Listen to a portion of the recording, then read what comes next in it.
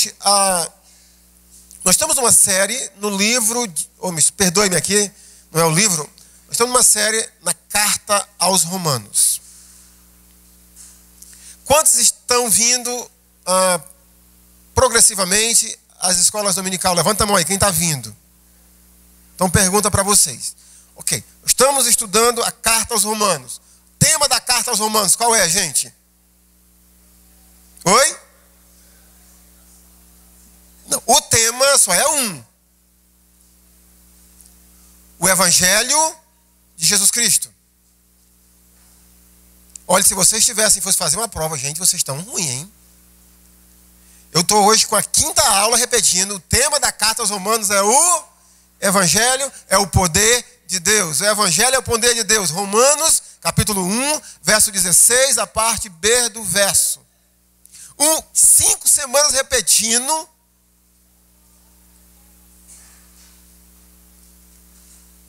E a igreja ainda não pegou nenhum tema. Imagine o resto. Então o tema da carta, irmãos, é o Evangelho. Agora sim, Isaú vai entrar, que eu quero que vocês, para a gente fixar, quais são os principais fundamentos do Evangelho, na ordem de preferência. Primeiro, o pecado. Toda a raça humana está debaixo do pecado. É o primeiro fundamento do Evangelho. Quem é que pode se converter sem antes admitir que é um pecador? Quem é? Ninguém. Então, o primeiro fundamento do Evangelho é toda a raça humana. Há quantos justos? Nenhum. Quantos buscam a Deus? Ninguém. Todos se extraviaram. Todos são pecadores. É o primeiro fundamento. O segundo fundamento, a justificação somente pela fé, uma sola. A justificação, como homem ou mulher, criança, adulto, é aceito por Deus. A justificação, quem faz é o próprio Deus, por meio do sangue do Senhor Jesus Cristo. Terceiro fundamento do Evangelho, a santificação. Ok? Deu uma melhorada, né? Deu uma melhorada. Então, gente, eu falei a vocês também que nós iríamos seguir o esboço da carta.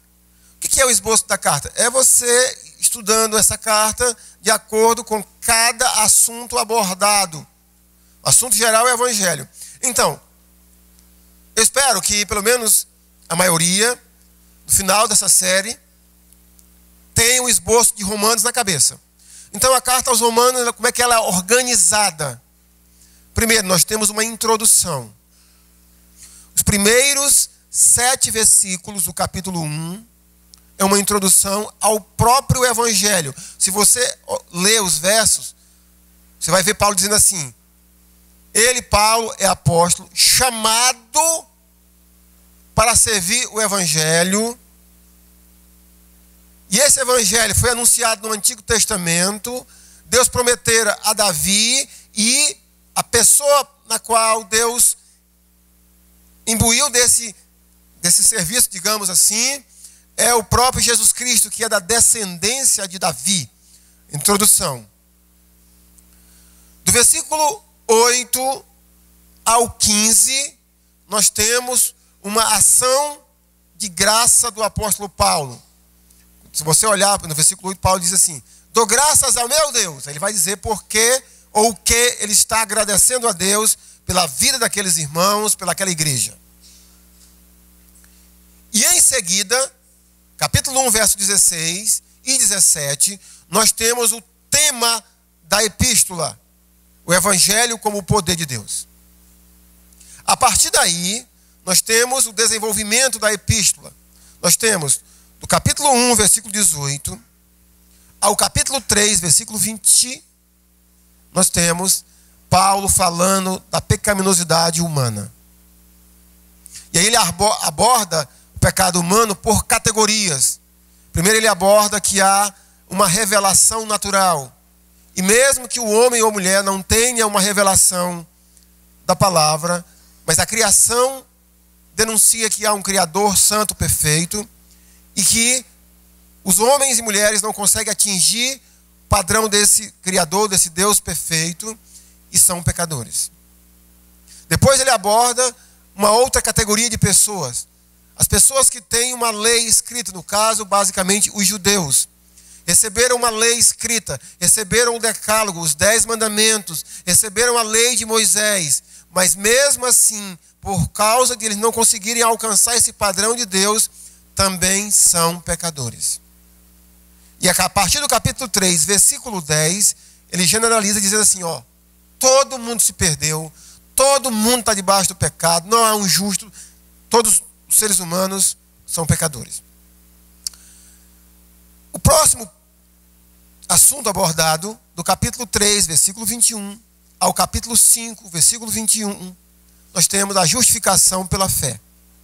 Somente todos esses, basicamente quase 2 capítulos, o apóstolo Paulo simplesmente ele argumenta, por meio de exemplos, que o homem é aceito diante de Deus por causa da justificação que Deus fornece para ele. Justificação pela fé. O próximo assunto abordado na carta vai do capítulo 6, versículo 1, ao capítulo 8, versículo 39. Como vocês falaram, né? A santificação. Nós trabalhamos esse assunto em 2 lições. Eu classifiquei, eu organizei assim. Os capítulos 6 e 7 de Romanos, falando da santificação, Paulo diz, vocês estão mortos para o pecado. Vocês morreram. Capítulo 8, o apóstolo Paulo aborda, vocês estão vivos por causa do Espírito Santo de Deus. Por exemplo, Romanos 8 e 1. Agora, pois, já nenhuma condenação há para quem está em Cristo Jesus, porque a lei do Espírito da vida em Cristo Jesus te livrou da lei do pecado e da morte. E aí, no capítulo 8, ele vai argumentar a ação do Espírito Santo, o que ele faz na vida de uma pessoa que tem Jesus Cristo, levando até a glorificação de cada ser humano que está em Cristo Jesus. O ponto alto do capítulo 8 é os versículos 28 e 29, quando o apóstolo Paulo diz assim, sabemos que todas as coisas cooperam para o bem daqueles que amam a Deus, daqueles que são chamados segundo o seu propósito. Porque aqueles que ele de antemão conheceu, ele predestinou para serem conformes à imagem do seu Filho. E aqueles que ele predestinou, ele chamou. Quem ele chamou, ele justificou. E quem ele justificou, ele glorificou. Mas agora vamos entrar, irmãos, talvez na parte mais difícil de compreensão, não só de Romanos, mas de toda a Bíblia. Os capítulos 9, 10 e 11 de Romanos. Nós temos então, nesses 3 capítulos, anote aí, o problema da incredulidade dos judeus. É esse ponto que Paulo desenvolve nesses 3 capítulos. Por que que os judeus não creram? O problema da incredulidade dos judeus.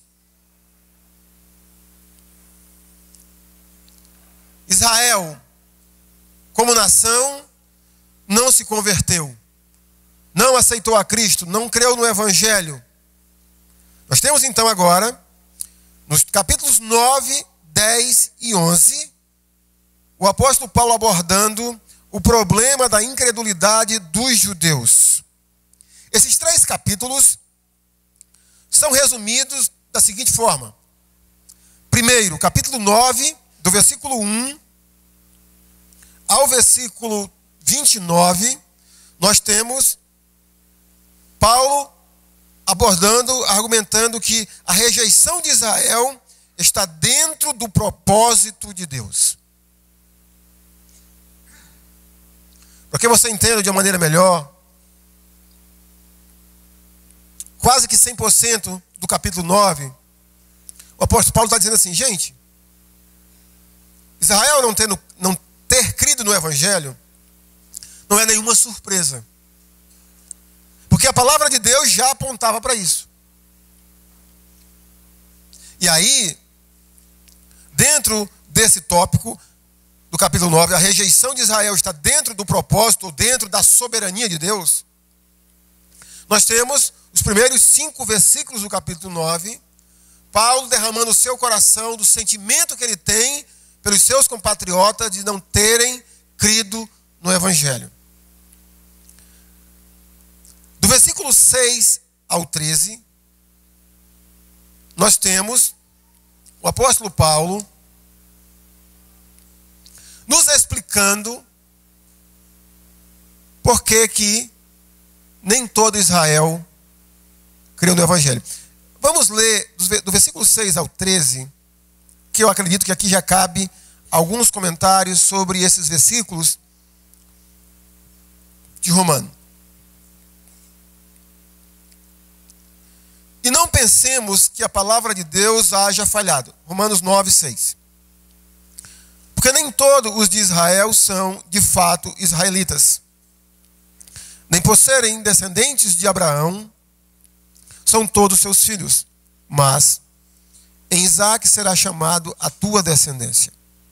Isto é, esses filhos de Deus não são propriamente os da carne, mas devem ser considerados como descendência os filhos da promessa. Porque a palavra da promessa é esta: por esse tempo virei e Sara terá um filho. E não ela somente, mas também Rebeca, ao conceber de um só, Isaque, nosso pai. E ainda não eram os gêmeos nascidos, nem tinham praticado o bem ou o mal, para que o propósito de Deus quanto à eleição prevalecesse. Não por obras, mas por aquele que chama. Já fora dito a ela: o mais velho será servo do mais moço. Como está escrito: amei a Jacó, porém me aborreci de Esaú. É natural que quando a gente ouve e lê essa última frase, a cabeça da gente, né? Amei a Jacó, aborreci Esaú. Mas é importante que a gente entenda a linha de raciocínio do apóstolo Paulo. Observe a premissa ou a afirmação que ele faz no versículo 6. E não pensemos que a palavra de Deus haja falhado. Porque nem todos os de Israel são de fato israelitas. Essa é a afirmação que ele faz. Nem todo judeu é judeu. Nem todo Israel é israelita. Aí, o apóstolo Paulo introduz nas entrelinhas a doutrina que nós chamamos, a Bíblia chama da eleição. Vamos tentar entender o que é que Paulo está dizendo. No versículo 7 ele diz: nem por serem descendentes de Abraão são todos seus filhos. Mas, aí ele aponta para a promessa de Deus para Abraão: em Isaque será chamada a tua descendência.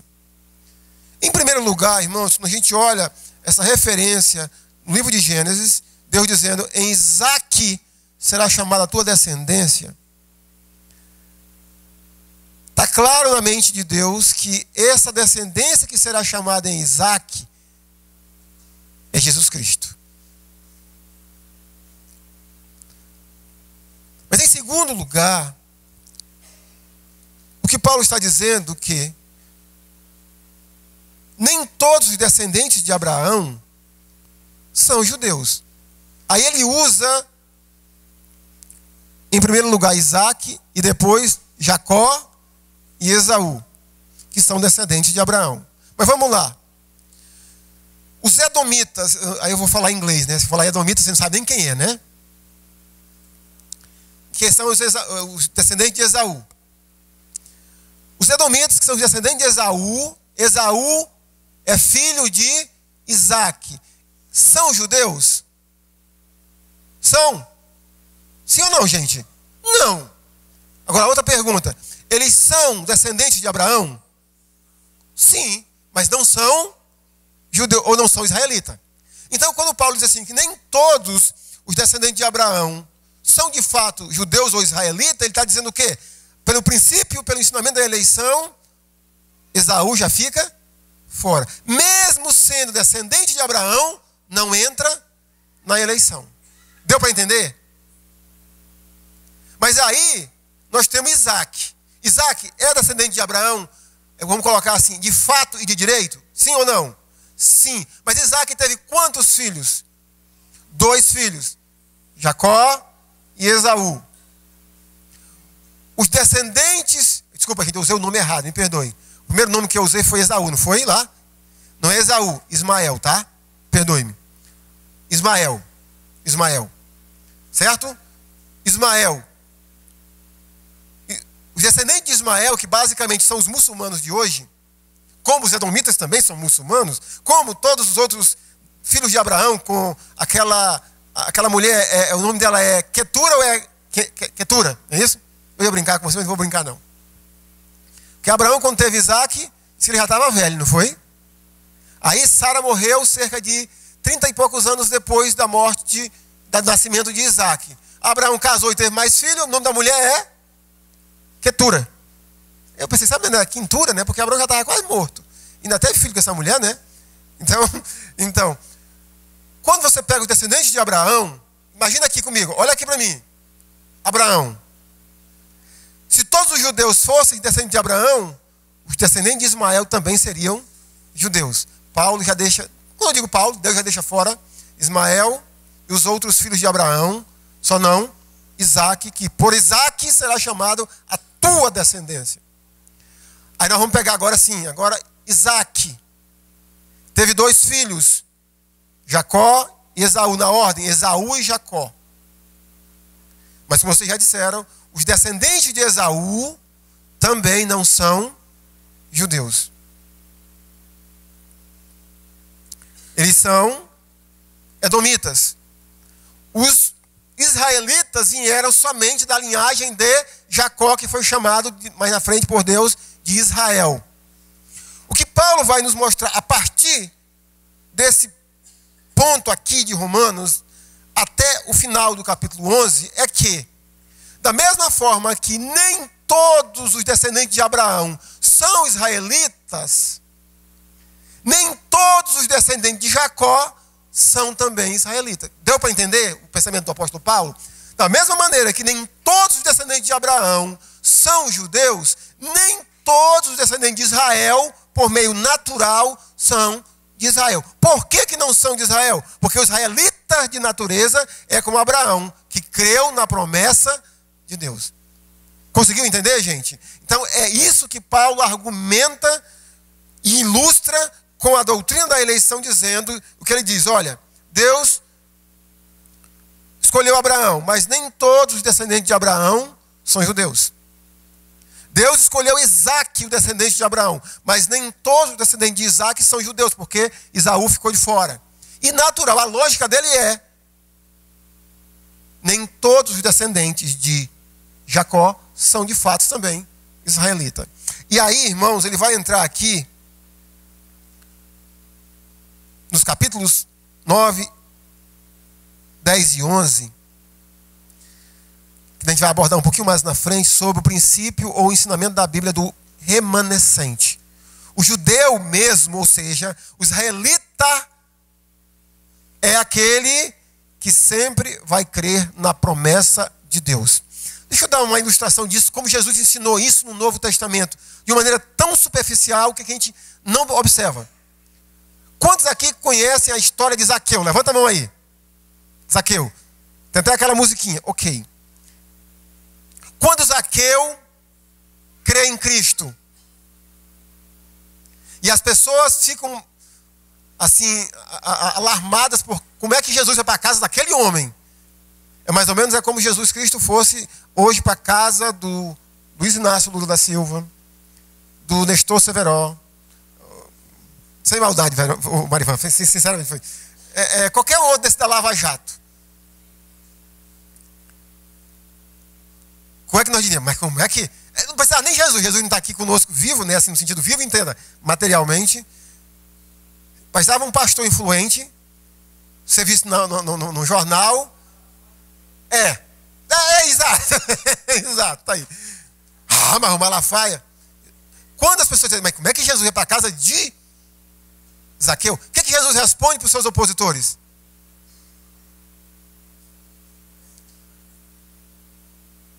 Esse também é filho de Abraão. Lembra agora? Esse homem que é lava-jato, tudo que você possa imaginar, mensalão, conversa na cozinha, esse homem também é filho de Abraão. Quando Jesus diz isso, ele está ensinando o que Paulo está ensinando. O filho de Abraão é aquele que crê. E o judeu de natureza, no sentido aos olhos de Deus, é aquele que crê na promessa feita a Isaac. Em Isaac será chamada a tua descendência, o Messias, que por meio desse Messias abençoaria todas as famílias da terra.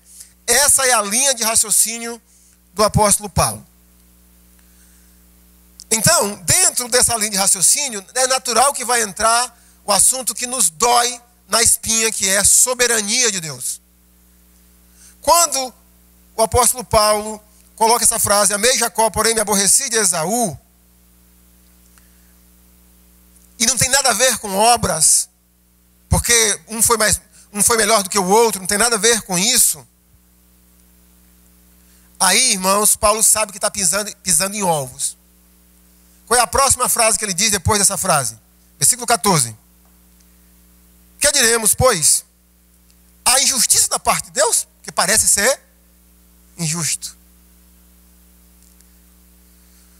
De modo nenhum. Aí ele entra mais em exemplo do Antigo Testamento. A partir daí, irmãos, Paulo vai dizer o seguinte: Deus é soberano e ele faz o que ele quer, do jeito que ele quer. Goste quem gostar, Deus é soberano e ele usa a sua misericórdia com quem ele quer e endurece a quem ele quer. E aí ele ilustra, inclusive, esse ensinamento com o princípio do oleiro.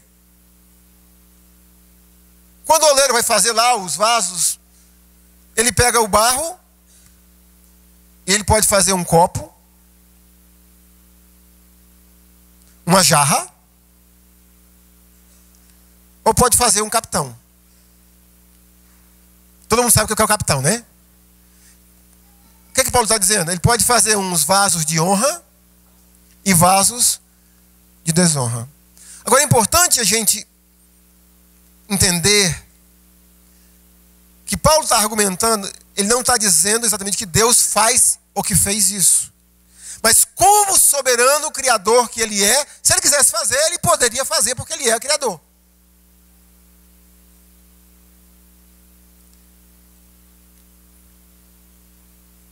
E aí, o segundo subponto da incredulidade de Israel, final do capítulo 9, do versículo 30 ao 33, e todo o capítulo 10, nós vamos ter outro ponto que nos quebra a cabeça. De um lado, Paulo está dizendo assim, Israel não creu como nação, porque nem todos foram escolhidos por Deus. Da mesma maneira que nem todos os descendentes de Abraão são escolhidos de Deus, nem todos os descendentes de Jacó também foram escolhidos por Deus. Ponto. Mas aí, capítulo 10 e o final do capítulo 9, Paulo vai dizer que Deus rejeitou Israel por causa da incredulidade deles. Ou seja, Israel é responsável pela sua rejeição. Israel não creu. É tanto que o capítulo 10, quase todo o capítulo 10, nós temos como ênfase, mais uma vez, o Evangelho. É no capítulo 10 que a gente clama tantas vezes, sobretudo em mensagem evangelística, o versículo 9 e o versículo 10 que diz: se com a tua boca confessares Jesus como Senhor, e em teu coração creres que Deus o ressuscitou dentre os mortos, serás o quê? Salvo. Porque com o coração se crê para a justiça, e com a boca se confessa a respeito da salvação.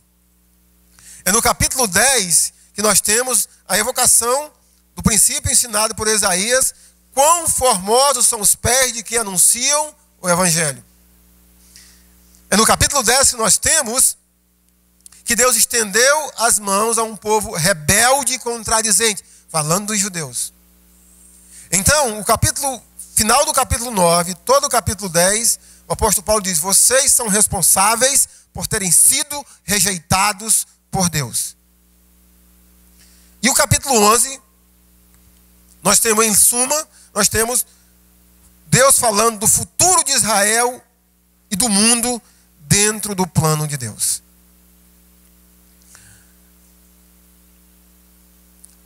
Os primeiros 10 versículos do capítulo 11, Paulo enfatiza aquele princípio que eu falei que nós falaríamos mais na frente sobre a questão do remanescente. É importante que a gente leia para a gente entender esse detalhe do que é o remanescente. Eu espero que eu consiga transmitir para vocês o que eu compreendo disso. Pergunto, pois, capítulo 11, versículo 1. Terá Deus, porventura, rejeitado o seu povo? De modo nenhum. Porque eu também sou israelita, da descendência de Abraão, da tribo de Benjamim. O que Paulo está dizendo? Deus rejeitou Israel, Deus não quis Israel. Paulo diz, de jeito nenhum, porque eu sou judeu, eu sou filho de Benjamim, da tribo de Benjamim, e Deus não me rejeitou. Deus não rejeitou o seu povo, a quem de antemão conheceu. Mas aí vem a frase do apóstolo Paulo. Quem foi o povo que Deus não rejeitou? O povo a quem ele de antemão conheceu. Agora, volte para o capítulo 8.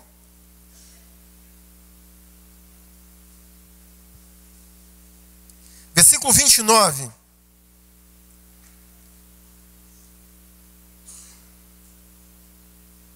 Porquanto aos que de antemão conheceu. Da mesma maneira que Deus não rejeita nenhum salvo em Jesus Cristo hoje, por que Deus não rejeita? Porque Deus conheceu de antemão.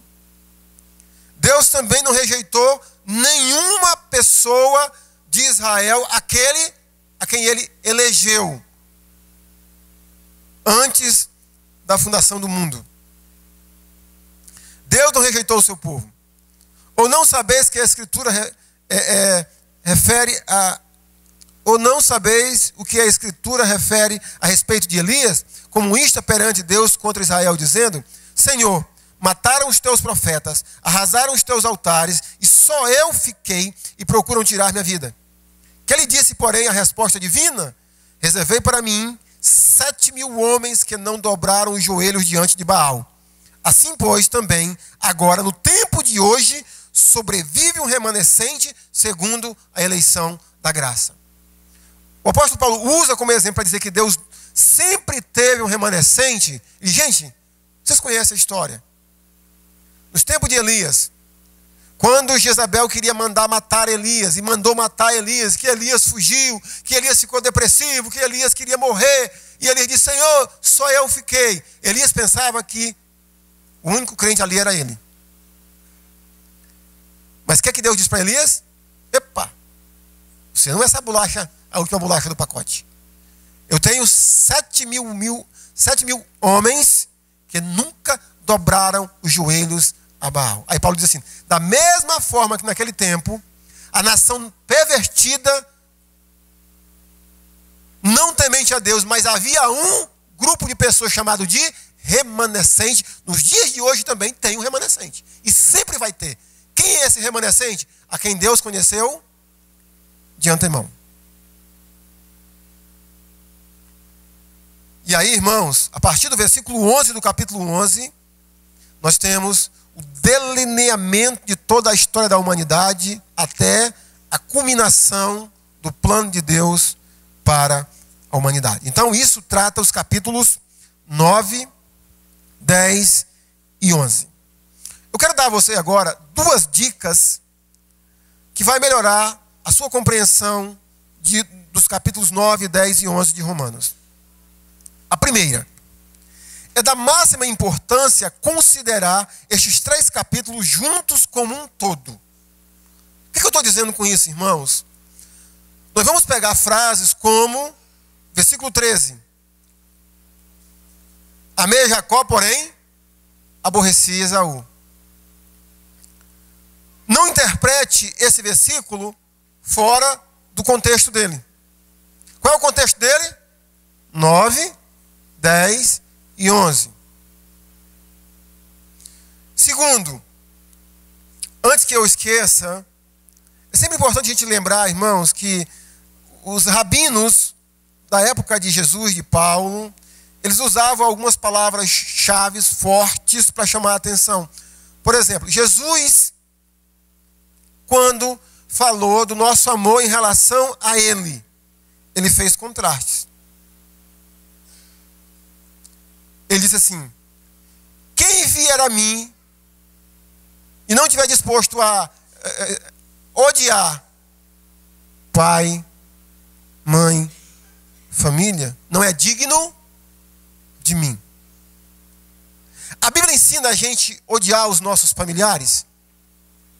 Sim ou não? Não. Mas por que Jesus está dizendo? É uma forma, uma força de linguagem, uma hipérbole para enfatizar o nosso amor por Ele. Porque o próprio Jesus mandou a gente obedecer pai e mãe. Então, quando fala de que Deus amou Jacó e aborreceu Esaú, a ênfase é o amor de Deus por Jacó e a rejeição por Esaú. Então, qualquer frase do versículo desses capítulos 9, 10 e 11, tá? Olhe para o todo do contexto de Romanos 9, 10 e 11. Vou dar uma outra sugestão, uma outra dica dentro desse princípio. Os versos 16 a 18 do capítulo 9. Assim, pois, não depende de quem quer ou de quem corre, mas de usar Deus a sua misericórdia. Vamos pegar só o verso 16. Se a gente ler só esse verso e esquecer o contexto de Romanos e desses capítulos 9, 10 e 11, a gente vai dizer assim: então a pessoa quer Deus, a pessoa busca Deus, mas não depende dele, depende de quem? De Deus. E de repente, Deus não quer essa pessoa. Vamos olhar o contexto de Romanos. Capítulo 3, Paulo, sumariando a questão de todo mundo estar debaixo do pecado. Quantas pessoas buscam a Deus, segundo Paulo?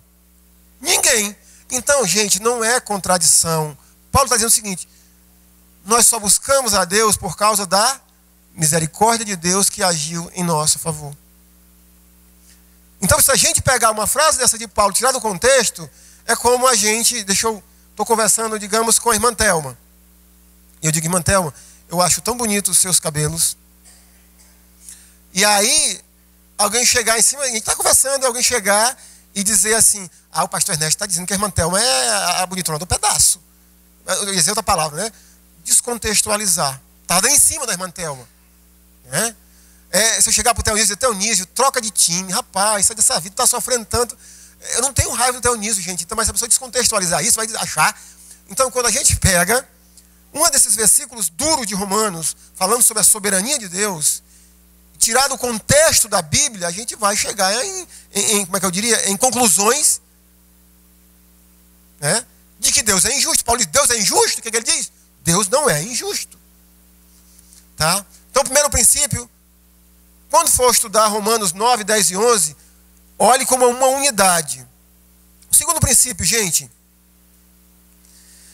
nós iríamos interpretar mal esses capítulos se deixarmos de reconhecer que a palavra-chave é misericórdia.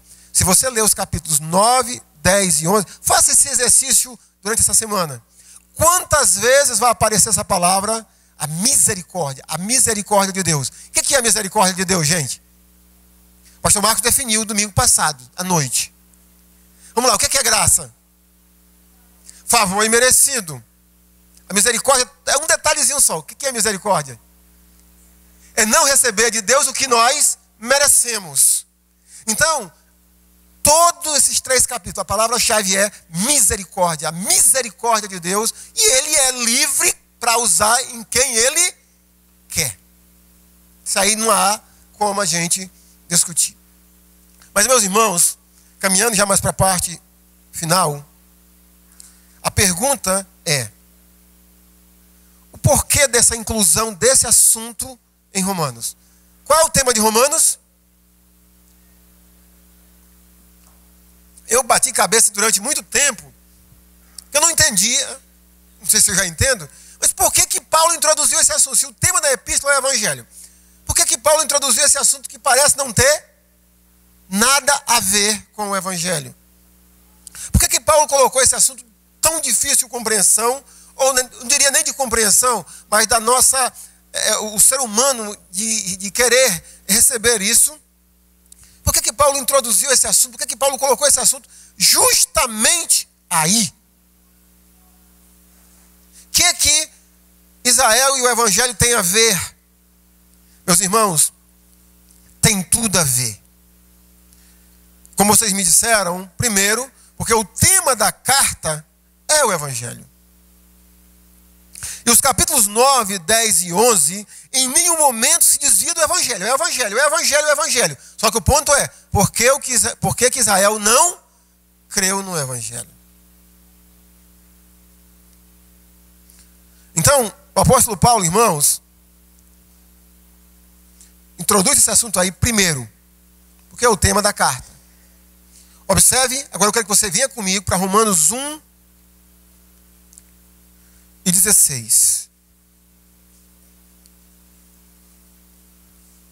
Lembra que eu tenho dito que Romanos é a carta mais sistemática do apóstolo Paulo. Ela é minuciosamente em cada detalhe. E observe esse detalhe da mente do apóstolo. Pois não me envergonho do Evangelho, porque é o poder de Deus para a salvação de todo aquele que nele crê. Primeiro de quem? Quem diz na sua Bíblia? Primeiro de quem? Primeiro do judeu. A prioridade do judeu. Primeiro do judeu. Mas aí qual é o ponto? Israel não creu. Então ele precisava explicar. Se ele enfatizou que o Evangelho é o poder de Deus para a salvação de todo aquele que crê, como prioridade o judeu. Mas o judeu não creu. Ele precisava explicar isso. Por que Israel não creu? Então ele tem, em primeiro lugar, Israel não creu, porque nem todo Israel é escolhida de Deus. Ou de um outro ângulo, apenas os de Israel que são escolhidos de Deus, que são eleitos de Deus, sempre crerão, porque sempre houve um grupo de pessoas chamado de remanescentes. Mas em segundo lugar,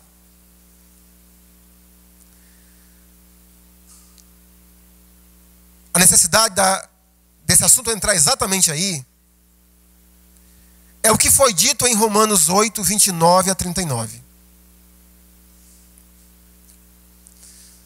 Acompanhe comigo aí. Eu acho que os versículos 28 a 30 eu sei. Depois vocês me ajudam lendo, tá? Me ajuda aí só a primeira frase do versículo 28. Sabemos que todas as coisas cooperam para o bem daqueles que amam a Deus, daqueles que são chamados segundo o seu propósito. Aqueles que de antemão ele conheceu, ele predestinou para serem conformes à imagem do seu Filho. Aquele que ele predestinou, ele chamou, e a quem ele chamou, ele justificou. Aí no versículo 31 ele tem uma pergunta.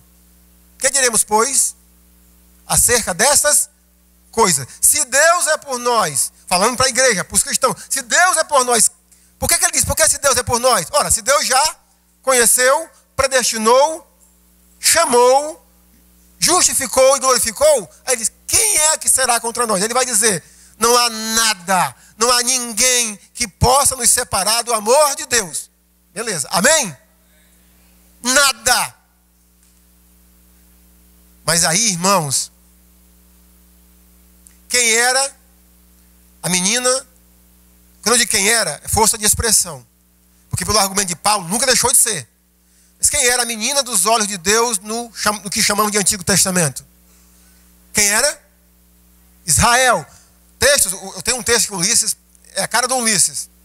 Ele gosta de ler Isaías, se não me engano, 42. Eis que eu te escrevi na palma de minhas mães. Ainda que uma mãe esquecesse de um filho que a amamenta, eu jamais me esquecerei de ti. Jeremias, capítulo 31, versículo 3, Deus fala para Israel, com amor eterno eu te chamei, com benignidade te atraí. Como é que ficam então essas promessas? Ou seja, se Deus rejeitou Israel, que garantia você tem e eu tenho que nada nos separará do amor de Deus? Percebeu a necessidade que Paulo tinha de falar desse assunto? Primeiro, porque Deus o evangelho é para a salvação de todo aquele que crê. Primeiro de quem? Judeu. Então ele tinha que dizer, Israel tem uma ponta solta. Segundo, o que foi dito em Romanos de 8, 28 a 39, a certeza da esperança do crente. E os versículos de 28 a 30 reporta-se ao objetivo de Deus como fundamento. Israel tinha um lugar especial no plano de Deus, irmãos. E Paulo argumenta que Israel nunca perdeu esse lugar especial no plano de Deus. Mas lembra, Israel, os que são de fato israelita, e os que são de fato israelitas são aqueles que sempre creram na promessa de Deus, assim como Abraão. Voltando a me reportar ao versículo 6, quando Paulo diz assim, ó, e não pensemos que a palavra de Deus haja falhado. Ele precisava fazer isso. Porque o capítulo 4 de Romanos, todo ele é sobre Abraão e as promessas que Abraão recebeu de Deus por meio da fé. Só que nem todas essas promessas ainda foram cumpridas. E Paulo está dizendo, a palavra de Deus não falhou. É por causa da incredulidade do homem que eles não receberam. Então ele diz, não pensemos que a palavra de Deus haja falhado. Porque Deus prometeu para Abraão. Então, meus irmãos, Paulo precisava, naturalmente, especificar sobre o lugar de Israel no plano de Deus, como Deus trabalha com Israel, porque senão a nossa segurança como cristão, nós iríamos ler esses capítulos, se você for um ser pensando e dizer, tá, Deus falou a mesma coisa para Israel. E Deus abandonou Israel. Mas Deus nunca abandonou Israel. Paulo diz, ó, eu sou judeu, da tribo de Benjamim, e eu sou um cristão. Porque eu faço parte do grupo de pessoas a quem Deus de antemão conheceu. Então, por esses dois motivos, irmãos, principais, é que Paulo introduz aqui, falando de Israel e do plano de Deus para Israel, do problema da incredulidade dos judeus aos olhos de Deus e aos nossos olhos. Para a gente concluir, preciso fazer 3 reflexões sobre esses capítulos. A primeira reflexão, irmãos, é que dentro desses capítulos, falando de Israel, da rejeição de Israel em parte, quando eu digo de Israel, entenda, aqueles que não são escolhidos de Deus. E por outro lado, a responsabilidade de Israel por terem sido incrédulos às promessas de Deus, e mais especificamente ao Evangelho, nós temos o apóstolo Paulo se importava com os seus compatriotas. Olha capítulo 9, versículo 1 ao 5.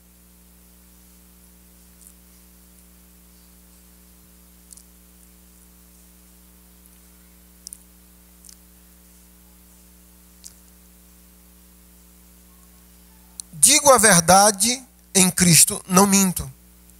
Testemunhando comigo no Espírito Santo a minha própria consciência.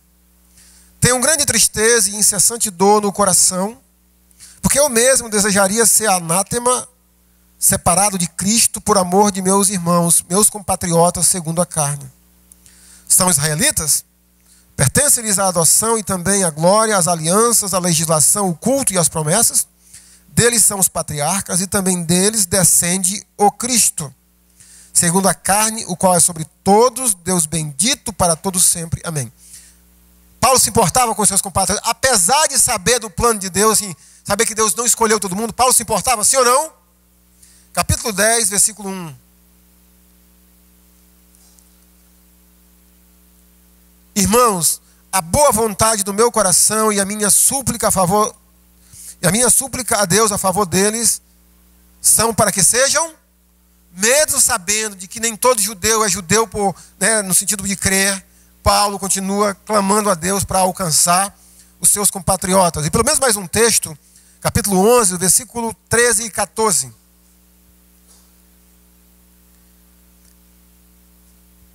Dirijo-me a vós, outros, que sois gentios, visto, pois, que eu sou apóstolo dos gentios, glorifico o meu ministério. para ver se de algum modo posso incitar a emulação do meu povo e salvar alguns deles. O que é que o apóstolo Paulo está dizendo aqui?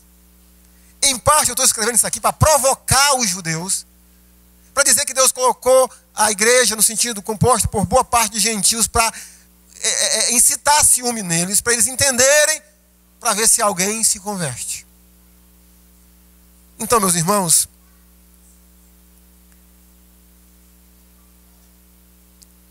a gente, como povo de Deus, pela graça de Deus, sabendo que Deus nos escolheu, que Deus de antemão nos conheceu, e sabendo que nem todos os seres humanos foram escolhidos por Deus, mas não há como a gente, como cristão, descansar, relaxar com a situação da humanidade. Você pode dizer um amém para isso? Se importar com as pessoas que estão caminhando sem Jesus. Segundo o apóstolo Paulo, no capítulo 10, capítulo 9, melhor dizendo, versículo 3, ele diz assim, que ele desejaria ser anátema. O que é anátema, meus irmãos? Maldito. O que é uma pessoa maldita, segundo Paulo? É só ser separado de Cristo. Entender isso, que qualquer ser humano, homem e mulher, sem Cristo, ele é o quê? Maldito. E da gente se importar com essas pessoas, da gente orar por essas pessoas, da gente pregar para essas pessoas, inclusive, fazer aqui, hoje nós temos vários irmãos e irmãs que estão sendo alcançados por esse trabalho que começou lá pela irmã Érica e Cássia, lá no Recanto dos Buritis. Durante o café da manhã, chegou uma irmã para mim, não vou dizer o nome dela para não tirar o galardão, ela disse, pastor, eu não vou. Mas quando o meu filho vai, ela falou, meu filho e os outros, mas eu sei que ela falou mais no filho dela. Meu filho vai pregar lá, eu estou orando, meu Senhor, protege ele para que não matem ele, eu estou orando. Diga isso aí mesmo, irmão. Mas por que eu estou dizendo isso? É porque, irmãos, a obra de Deus, eu vou repetir mais uma vez, é como garimpar em rio. O que tem isso a ver, né? Como é que é garimpar em rio? Porque para alguém achar ouro lá, subterrâneo do rio, precisa que alguém fique em cima jogando oxigênio. E o oxigênio meus irmãos, ajudar financeiramente.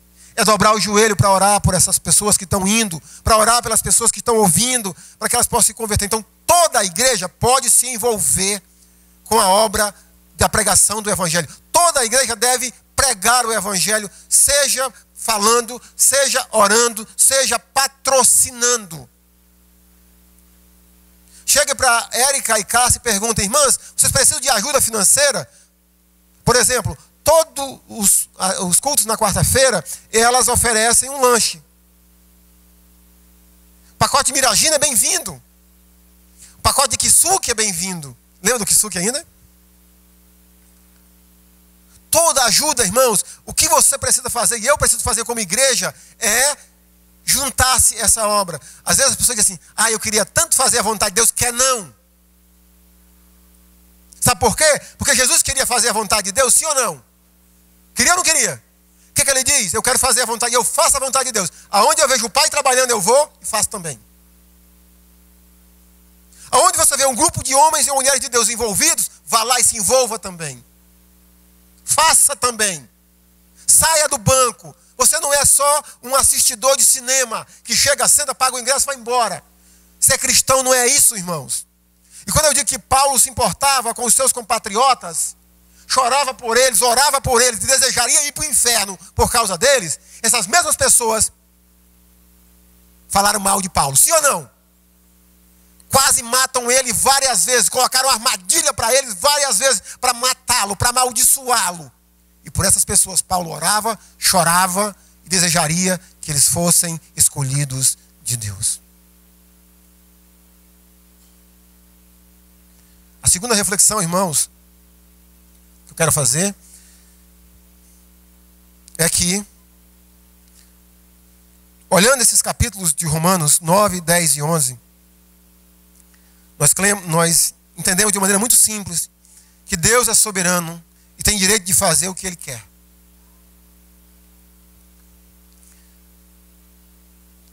Às vezes a gente passa a olhar a vida seguindo a filosofia do mundo. E a filosofia do mundo, meus irmãos, é que não tem um Deus no controle. Pode ver. Por que tem que diminuir a questão, por exemplo, da poluição?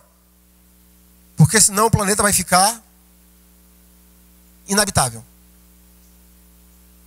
Eu não estou dizendo que você tem que poluir, que queimar. Inclusive, não queime essa época do ano, tá, gente? Eu tenho sofrido minha respiração, eu tenho rinite alérgica, rapaz. Eu estou dizendo a você que esse planeta vai sobreviver enquanto Deus sustentá-lo. Amém? Há um Deus no controle, Ele é soberano. Inclusive das nossas vidas. Inclusive, tudo que somos e que nós alcançamos é por causa da misericórdia de Deus. E se você olhar, irmãos, mesmo naquelas pessoas a quem Deus não escolheu, o que faz com que elas permaneçam de pé, vivas, segundo o texto de Romanos, é a misericórdia de Deus. Observe comigo, por exemplo, Romanos 11:32. Porque Deus a todos encerrou na desobediência, a fim de usar para com quem? Para com todas as pessoas. Então Deus é soberano, Ele está no controle, Ele tem o direito de fazer o que Ele quer, porque Ele é Deus. E a terceira reflexão, irmãos, é que o Evangelho é a esperança para o mundo. Quando a gente olha os capítulos 9, 10 e 11 de Romanos, a rejeição de Israel, a incredulidade de Israel. De um lado nós temos a soberania de Deus em ter escolhido apenas um grupo de pessoas de Israel para em todas as gerações serem chamados de o remanescente.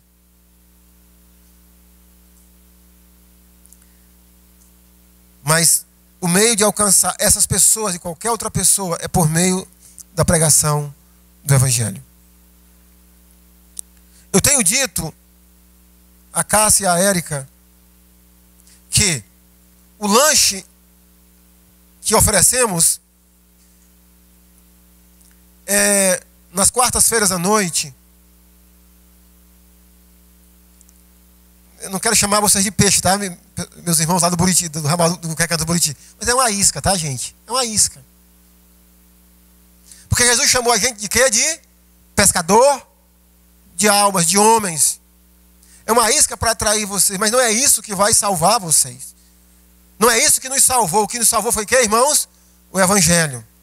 Quem nós somos, pecadores, condenados diante de Deus. E a justiça de Deus está sendo oferecida a nós por meio de Jesus Cristo. Então, somente essa mensagem pode tirar um ser humano da condenação, da perdição eterna. Nunca perca a esperança de pregar o Evangelho e de entender que somente o Evangelho pode alcançar e transformar uma vida.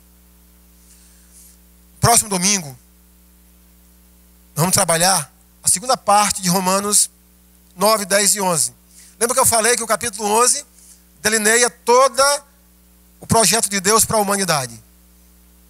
E nós vamos ver que no futuro, Deus vai alcançar, no sentido genérico e como é que eu diria, quase como num todo, Israel. Quando Paulo diz assim, capítulo 11, versículo 1. Pergunto, pois, terá Deus porventura rejeitado o seu povo? De modo nenhum. Então, próximo domingo vamos trabalhar capítulo 11, a partir do versículo 10 ao versículo 33, explicando o projeto de Deus para toda a raça humana, judeus e gentios, até a vinda de Jesus Cristo. Amém?